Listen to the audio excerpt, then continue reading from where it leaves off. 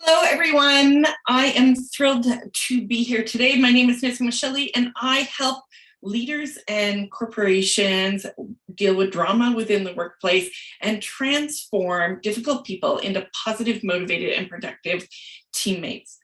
So I'm curious, have you ever had someone at work or home say to you, "See what you just made me do?"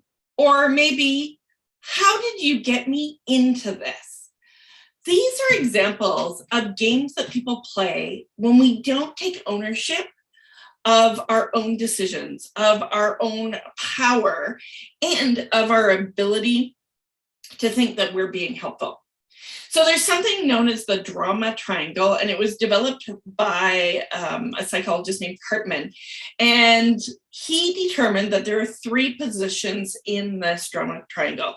So the first position is the prosecutor. And the prosecutor is that person who's unaware of their power. And therefore, when they're having a conversation with someone or trying to empower someone, they can come off discounting it, and it can be negative and destructive. And so they're pushing someone to do it, and they come out in this negative way. The second person in this drama triangle, and it usually starts as a two-person process and not a triangle, is somebody who's known as the victim. So they're receiving all of this information. They are typically overwhelmed by their own vulnerability, and they don't take any responsibility for the situation. They play this role of a victim. Now, typically in life, most people will actually go into one of these positions, either the prosecutor position or the victim position, as their most natural standpoint. The next position, though, that actually makes this as a triangle is a third person comes into the party and says, "Oh, I feel so bad. I want to save the poor victim." And they work hard to try and support that victim, even though the victim and the prosecutor don't generally ask for the rescuer's help. And this is where the drama happens, because the rescuer really starts to come in and is like, "How can I help you? What can I do to make it better?" And sometimes they'll either play the victim more to the persecutor, but they'll get frustrated in this game and they'll flip into the persecutor and start becoming the persecutor. And the persecutor, in this case, can actually become the victim in the situation. And so this triangle goes round and round. And in the end, we don't typically solve anything, and people just walk away feeling frustrated. So in 2009, in The Power of TED, there was this thing called the empowerment triangle. And so what the empowerment triangle does is it flips the drama triangle on its head, and it creates three new positions. So what it does is the persecutor's role becomes what they call the challenger. And so the challenger is somebody who is assertive, but in a constructive way, is able to provide a growth and gives this call for action of the person who was historically playing the victim. The victim in the empowerment triangle becomes the creator. And so they accept their own vulnerability. The victim accepts their role in whatever it is and starts to realign with the power within them. And they start thinking about options, and they move from this kind of victim concept to a creator idea. They move into a role of power and productivity.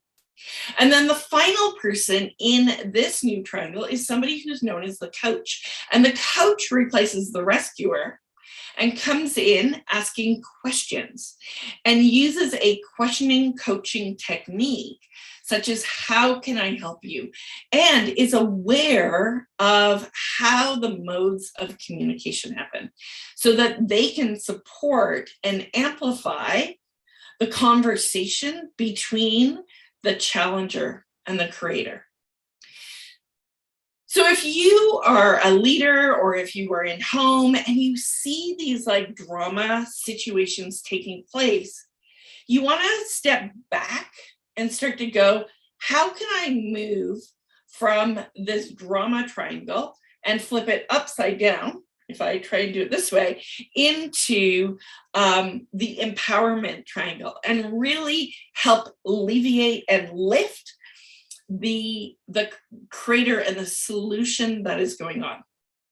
So one of the challenges, and as some of this work has furthered in study of what's known as transactional analysis and the psychology of how we have transactions or conversations between each other, is something known as the process communication model.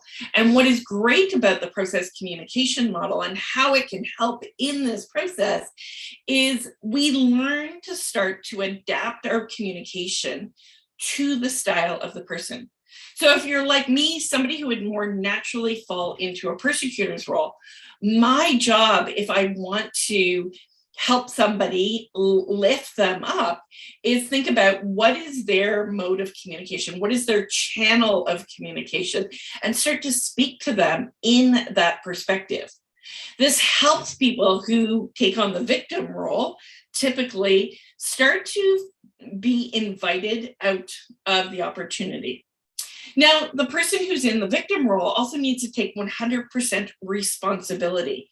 And so this is a concept that I teach as part of my work from learning Jack Canfield's success principles.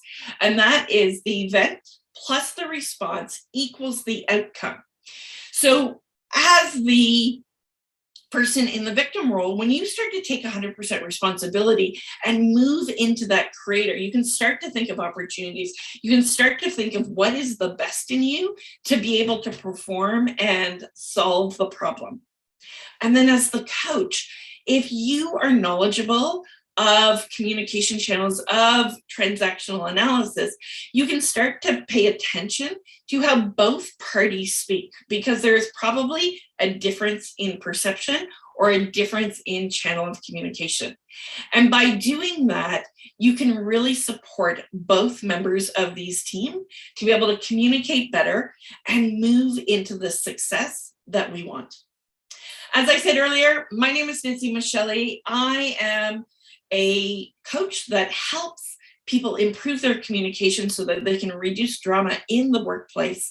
And on Thursday, I'm going to be hosting a live webinar for an hour, and we're going to go into the 6 types of drama personalities that exist.